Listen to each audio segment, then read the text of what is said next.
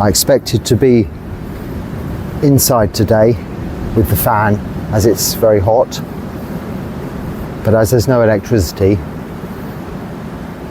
and therefore no fan, welcome to the beach and the shade of these mangroves. I think that's what you call these trees that grow in the sea and the backwaters, or by the sea, on the edge of the shore.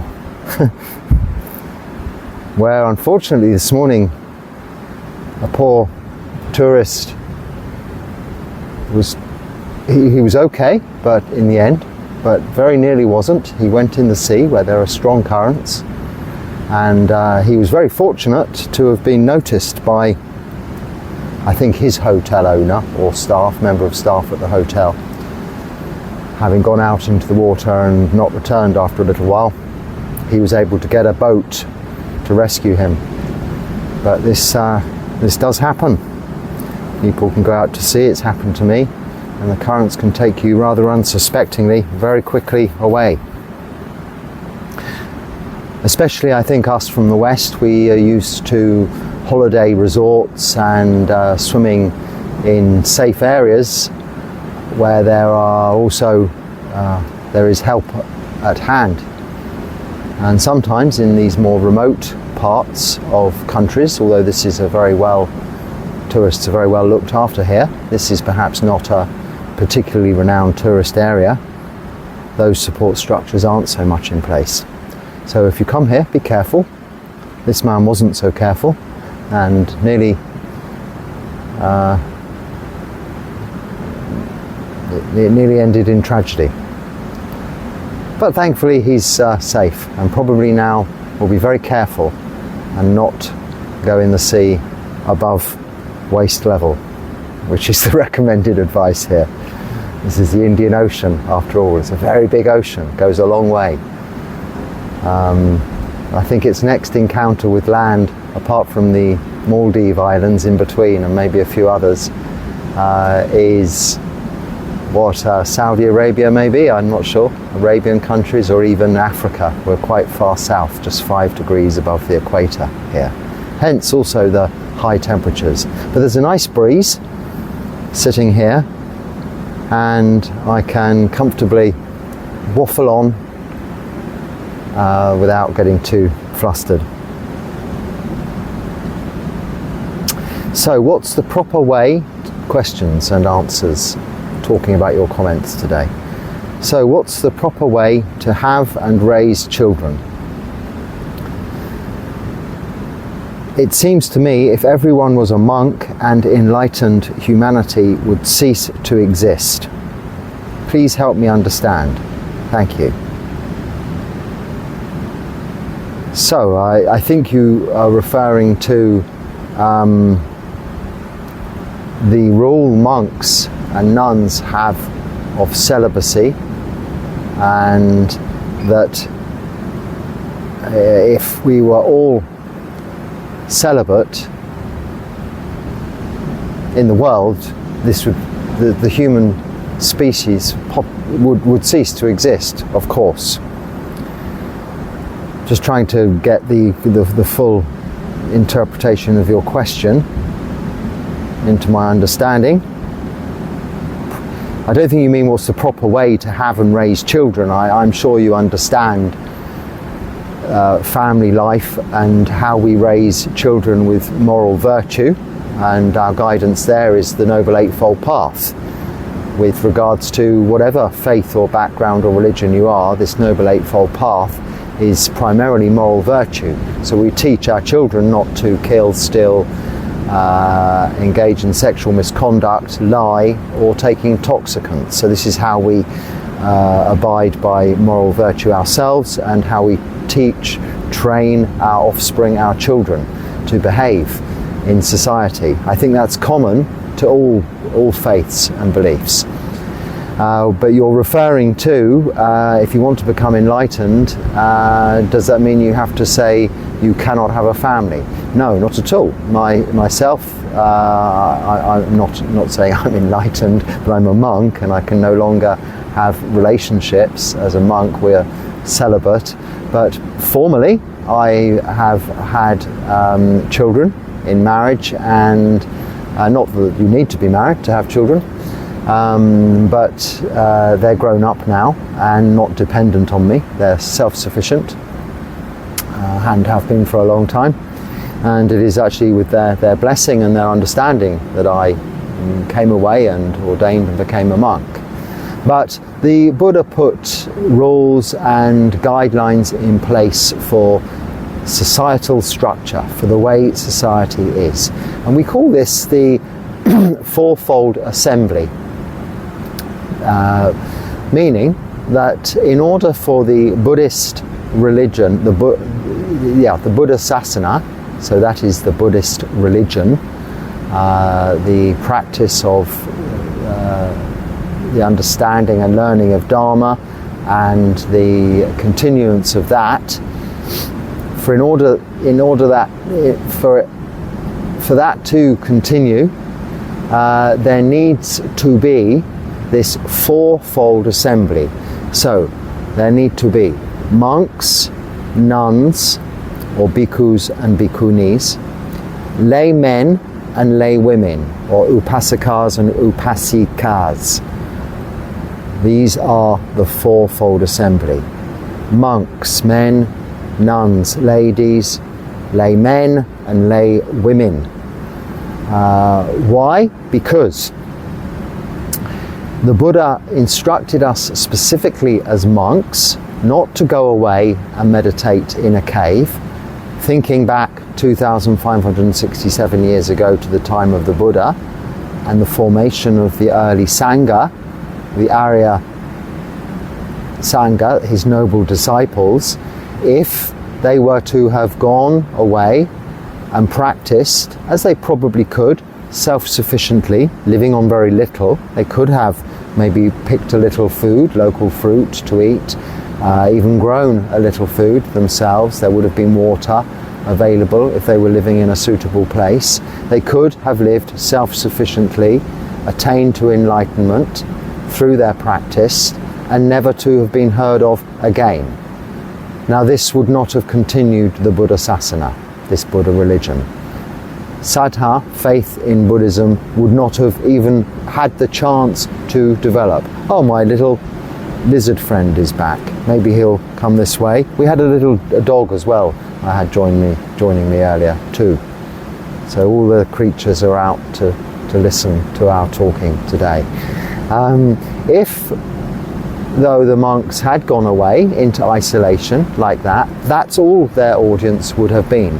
The lizards, the dogs, the wild animals and the birds, which is very nice, and the devas maybe if they're summoned upon and they come to listen to the Dharma. But not wanting that to be the case and wanting the 45 years of his teachings to continue long into the future, he put in place some various guidelines contained in our Vinaya, our rules, the Vinaya Pitaka, and specifically our 227 Bhikkhu rules and the 311 Bhikkhuni rules for monks and nuns. That we are to make it necessary for us to remain dependent on lay supporters. It isn't necessary in order to attain to the final stage of enlightenment, arahantship, to ordain to become a monk or a nun. It isn't necessary. It isn't a requirement. If you attain to arahantship, however, you will probably want to continue the rest of your life as a monk or a nun, because it is the only appropriate structure in which you can live very comfortably and easily as an arahant, because you would have little interest in other worldly aspects of life. You would have nirodha, so cessation of desire for all the things that we would normally enjoy in lay life, but as monks we are not able to enjoy because of the guidelines that are put in place to enable us to follow the path of the Buddha's teachings towards enlightenment, ultimately in Nibbana, more directly than the way we follow that same path in lay life. with less restrictions, but still keeping Sila, the 5 moral precepts, and maybe 8 on some days, on the positive days, lunar observance days, for instance, a more slightly renunciant way towards the practice. He laid it out such that we all have equal opportunity to become enlightened. The practice is not exclusively geared up towards solitude, monastic life, community life, or any other form that might take. It is directed equally and also towards ordinary laymen and laywomen leading an ordinary life in the world with families, having children, naturally and ordinarily within the guidance of the 5 precepts, the guidelines of the 5 precepts. That's all. So we all have this wonderful opportunity to interact. And the way he ensured this was he made it that monks should not produce in any way their own food. So we're not able to cook our own food, prepare our own food in that way from raw food given to us. We're not even allowed to grow our own food or even pick from trees food like fruit that could be easily eaten in its natural form. The reason for this rule is to ensure that we are dependent on people that can do that. That is lay people, lay men, lay women, upasikas and upasikas, lay men and lay women, whom can cook and provide food and bring it to us. And in addition to that, we must live within walking distance, so perhaps no more than about 3 kilometers of the nearest village, and we can walk into town each and every day to receive alms, dana, generosity of lay people, Buddhist practitioners, or the followers of the Buddha Sasana, the Buddhist religion, in the area where we're living, provide us with our daily nourishment, our food. And we in turn provide them with access to the Dharma, the teachings of the Buddha. They can come to the temple or to our residence, wherever we're staying as monks, in a community or alone, but we must be within easy reach of them to us and us to them. Each and every day going to receive alms, we call pindapata, walking. It's even specified we must go in bare feet on alms round. Now, one reason that could be is so that we don't live too far away out of civilization, because this would be quite difficult. But that isn't the definitive reason for that. I've never really understood quite why it is. But it's certainly the way it is done, and the way that the Buddha Sasana has remained in place for all of these years. So, how to have children properly and raise children? Well, within the normal scope of the culture in which you're living is perfectly acceptable, and does not mean you cannot become an arahant, you cannot become enlightened. The chances are that it would take longer to become enlightened that way, because you have distractions, other things around you.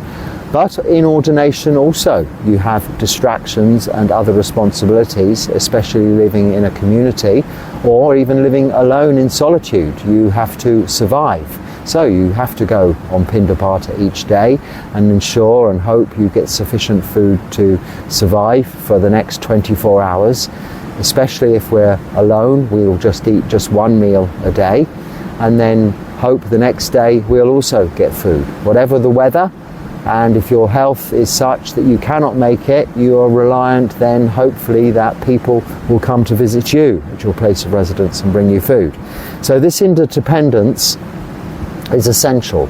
So I know that's talking more about the fourfold assembly rather than exactly your question of bringing up children in the proper way, but what I'm referring to there is equally supported by the practice, or whom we all can we can all benefit equally from the practice, whether we are monks and nuns or laymen or lay women.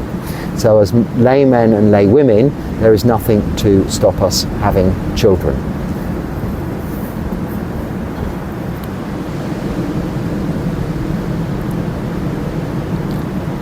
And that's right, yes, if everybody was to take a vow of celibacy, quite right, there would be no more humanity, let alone enlightened monks. But the primary reason for these guidelines to ensure this interaction between lay people and monastics is that the Buddhasasana continues for as long as it can, supported by lay people and lay people supported by the Sangha. And that has worked so far for 2,567 years and is predicted to continue for another approximately 2,500 years by the Buddha. So in that respect, it's working very well. And you can choose the way you wish to go.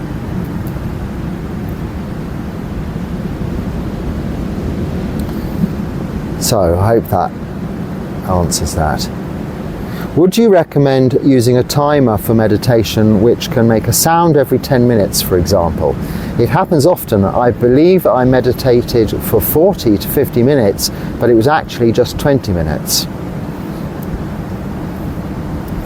So I think we had a question about timers before, but this one you're referring to because you go on later to say, because I said, yes, it's fine to use a timer, but just to mark the end of your time for meditation. So if you have something to do later on, then you need to set an alarm, a timer, to go off to help you come out of meditation and go and perform your responsibilities. And most of us are not fortunate enough to sit and meditate for as long as we possibly can. There's usually something coming up. If you choose the monastic life, the chances are you can avail yourself of that opportunity where you can sit for meditation and determine to sit until you can sit no longer. But even then, I think it is only sensible to set some time, not as a goal, but in order to ensure certainly that you haven't, let's say, fallen asleep or zoned out. This could happen even to most experienced meditators, but other than for the most experienced meditators, usually there will come a time whereby you feel, as you're suggesting, that at some point during the meditation enough time has passed. But if you are meditating correctly and you are keeping your attention, able to keep your attention on your meditation object, becoming or developing seclusion from the 5 hindrances, it may be that you are able to establish deep states of absorption in meditation we call samadhi, which are in their very nature timeless and very difficult to ascertain as to how long you have been in that absorbed state. Much like when you're asleep, you may have been asleep for 10 minutes or 10 hours. When you wake, you don't immediately know that.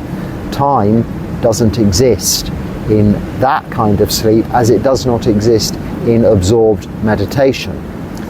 So it isn't also relevant or important. If you have a timer set to end the meditation, all you need to concentrate on is mindfulness during the meditation period, knowing at the end you will be alerted to that fact that the time is up. You do not need, and I strongly discourage you to have any form of clock in sight or chiming or every 10 minutes reminder of or indication of time, because why do you need to know the time? It isn't necessary. The alarm will go at the end of the meditation period. Keep your attention on the meditation object. Allow the mind to settle and become calm. Allow the body to settle and relax. Whether this takes a long time or a short time, whether you feel you've been meditating a long time and it's time to finish, or whether it's the opposite, just wait, continue with your meditation, observing your meditation object watching the breath, if that is what it is, until the timer signifies to finish your meditation. Make it a soft timer to bring you out of meditation. By that I mean a subtle ringing of a bell or a pleasant tone, not a loud chiming, noise or something disturbing that will wake you rudely or abruptly, but something that will softenly bring you out of meditation pleasantly, but not during meditation. So you do go on to say that I was thinking of a way I can know roughly how much time I've spent in the session. Why do you need to know? At the end you will know you've meditated for 1 hour. We make the determination at the beginning of the meditation practice to meditate for 1 hour, an adhitthana, a determination. So that is what we do. We don't need to know, oh, I've done 10 minutes, well done, pat myself on the back. Oh, I've done 20 minutes, well done, pat myself on the back. That is not meditation, that is just some form of unnecessary endurance. If it is difficult, just know it is difficult, but it is not related to time. The time will pass, you know that. The timer will alert you to that, the end of the time to meditate, and you will know that. In the meantime, just know the breath.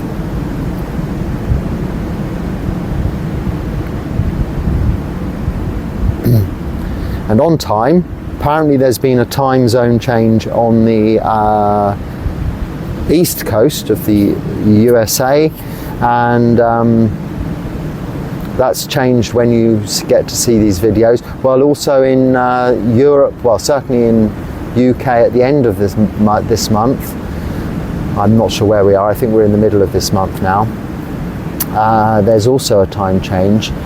These videos are not live. They may appear sometimes that way because of the very nature that they're unrehearsed, unedited, and to me they're live because I'm doing this live, but you can watch them anytime, and all of the videos right from when I first began doing this are still there on YouTube. Where there is, I've no idea, but they're available to watch, and you can watch them anytime. So time zones, again, shouldn't really affect too much, other than if you're watching with other people at the same time and commenting to each other, which is good and fine. But then you'll probably be in a similar time zone anyway, perhaps. I'm not sure. There will come a time when they will be live, when I'm settled into my new vihara and into this routine here, more towards perhaps when we get in towards the monsoon season and the Vasa, and I know where I'm going to be for that, which will hopefully be here in Sri Lanka. Now, time marches relentlessly by, as the Buddha says when he goes on to say, how well are you spending your time, bhikkhus? And that refers to lay people also. We should, as time does go by so very quickly, be reflecting continuously on how well we're spending that time, because that is the important thing with our practice, that we don't waste time, maybe engaged in what is entertaining, but just that, entertainment, whereby we could be developing the wholesome qualities of our mind by spending some of that time, not necessarily all of it if you're a lay person, but some of that time in meditation rather than distraction. Meditation is where we develop these qualities that enable us to become not only better people for others and for ourselves, but happier, to become content, and it's contentment that brings about happiness. So that is time and time zones. Yes, if I'm in my new vihara kuti come the rainy season, then yes, I will probably be doing live chanting each and every day, and I'll liaise with people a little bit over time zones, but I think most people are looking at this from all over the range of time zones, so it's very hard to be to please everybody, to be live, it's very difficult, which is why actually I've not really been able to figure out a good time to do that, here in Sri Lanka that is, because it might then be a good time for everyone, but then not such a good time here, or in a time when generally it's when I am practicing myself, which is most of the time. I have a lot of hours in the day to practice, but certain parts of that practice of mine, so for instance the very early hours of the morning and the last part of night, first 3 hours of my day and the last 3 hours of my day, I don't like to interrupt with anything other interrupt that meditation time, because that is dedicated to my own practice solely. So when I make live puja chanting videos, they start a little later than puja is perhaps normally in some countries, starting at 6 a.m. here for that live puja, because that is 3 hours after I've awoken for my own first meditation period of the day. I don't want to interrupt that time, so that's why they're at 6 a.m. So next question. I was IIT Delhi, Indian Institute of Technology student. How can I be a monk like you? My age is 19. I want to know the steps. Well, you don't want to be a monk like me. Be a monk like Sariputta or Moggallana, the Buddha's chief disciples, or any of his other disciples thereafter. Or be like the Buddha himself. Not me. I am the same as you. We are the same, just in a different form. So you were an IIT student, in Indian Institute of Technology student. That doesn't really bear much relevance, but what does is your age is 19.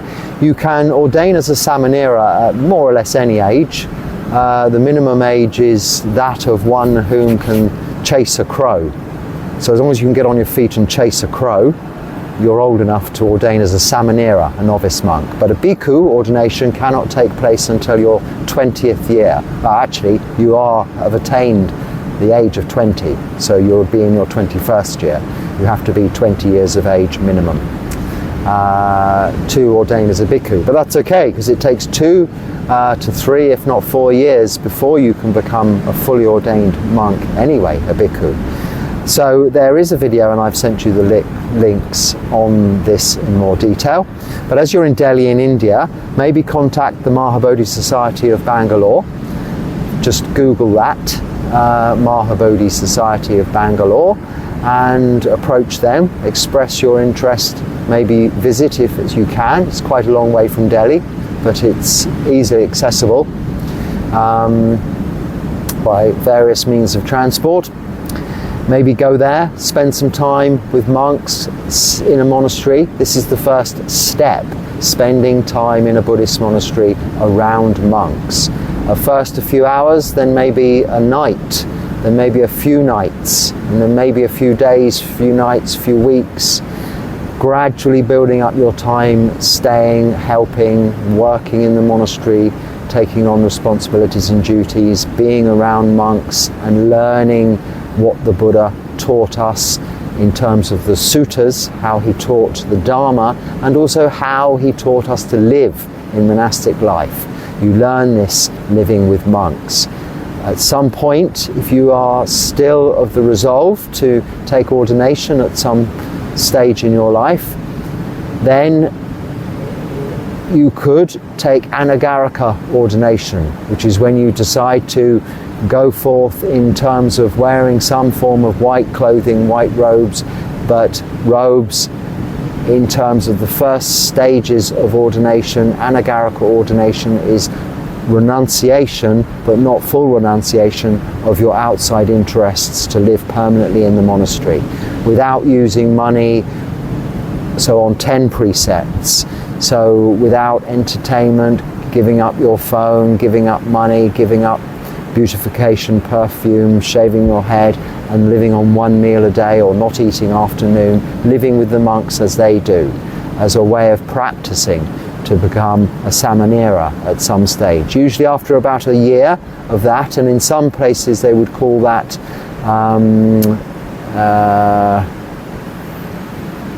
what's the word?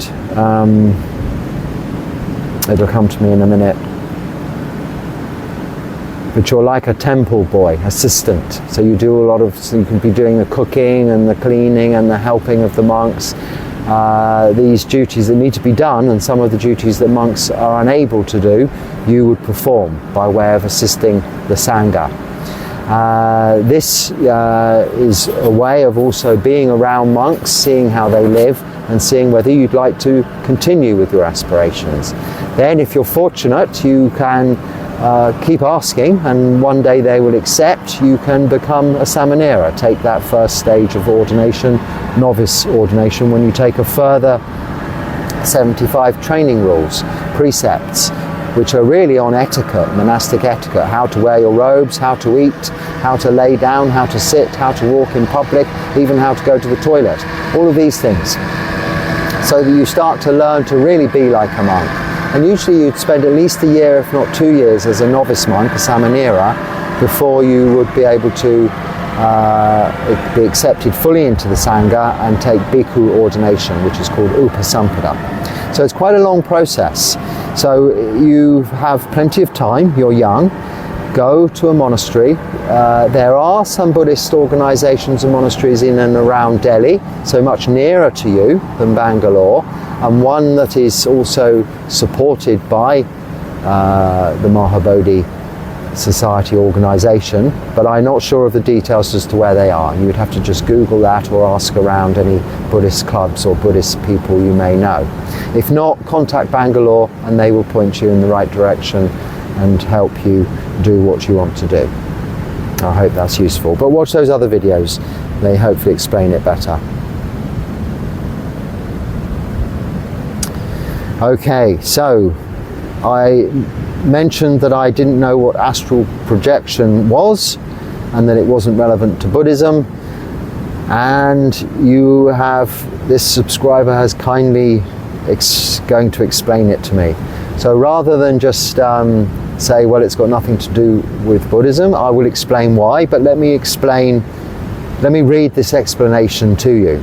Astral projection, astral travel, mean going out of the physical body and experience either your physical, astral or energetic body, and being able to use it to travel and explore either this dimension or higher ones.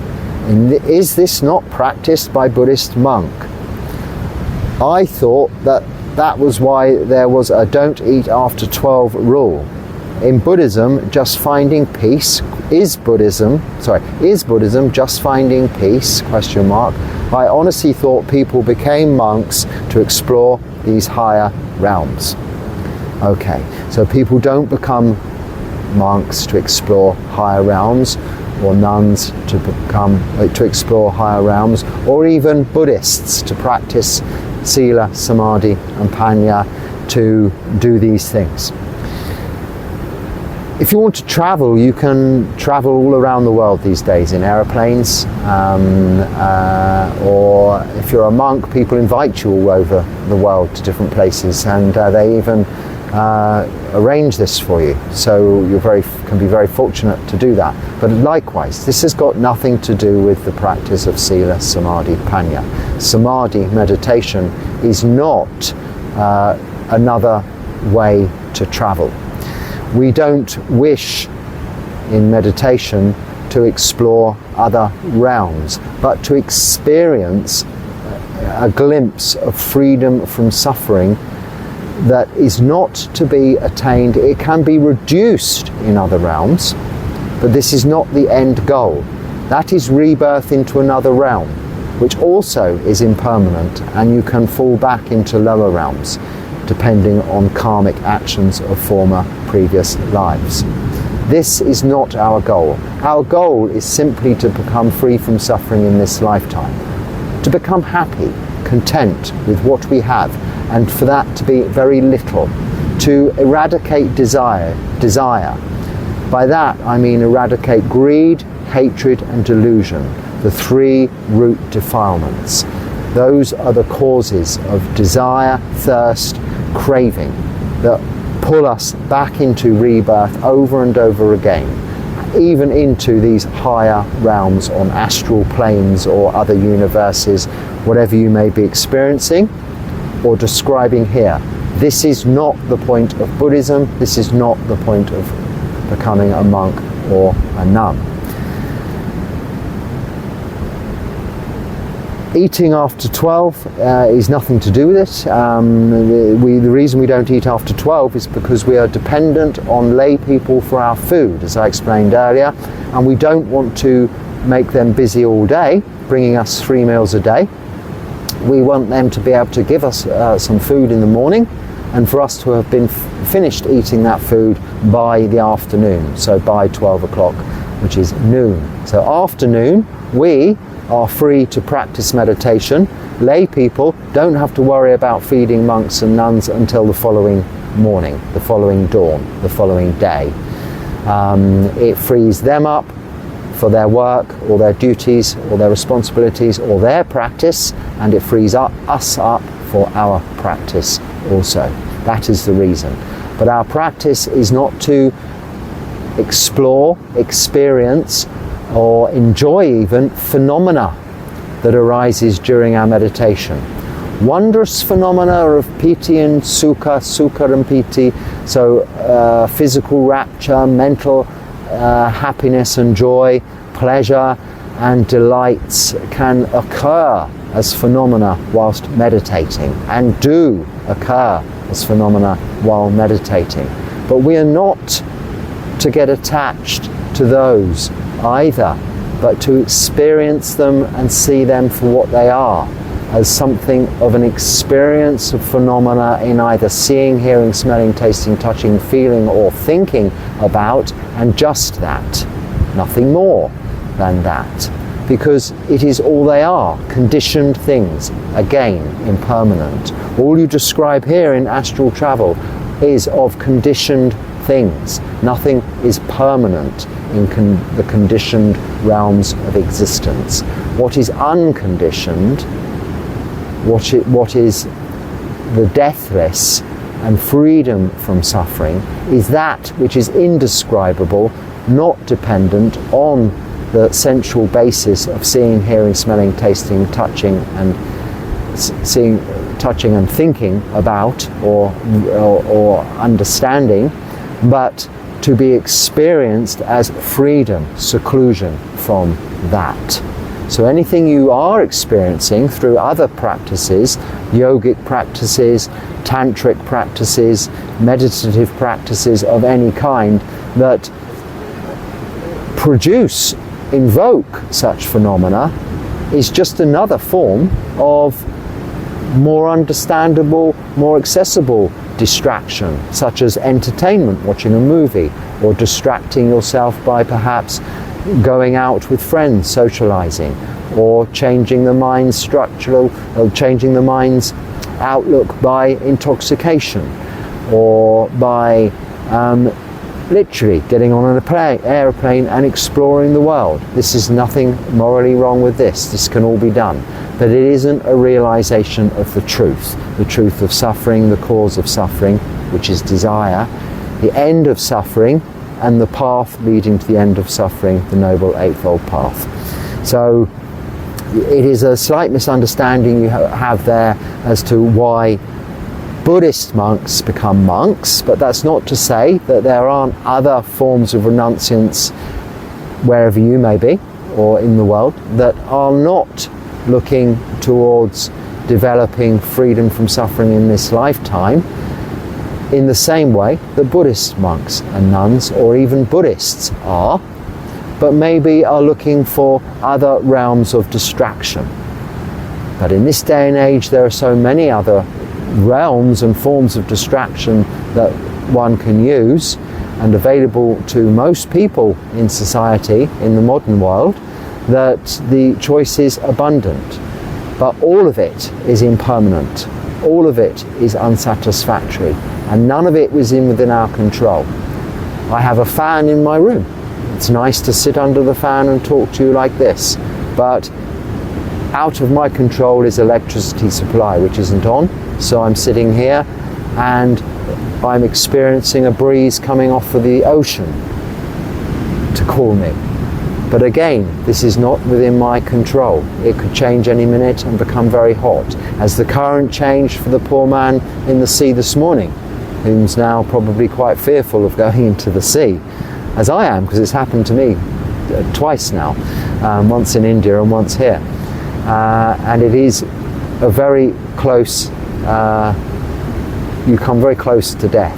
You come in that ocean, because the power of the ocean is huge, and you have nothing other than sheer good fortune to help you if you're out there.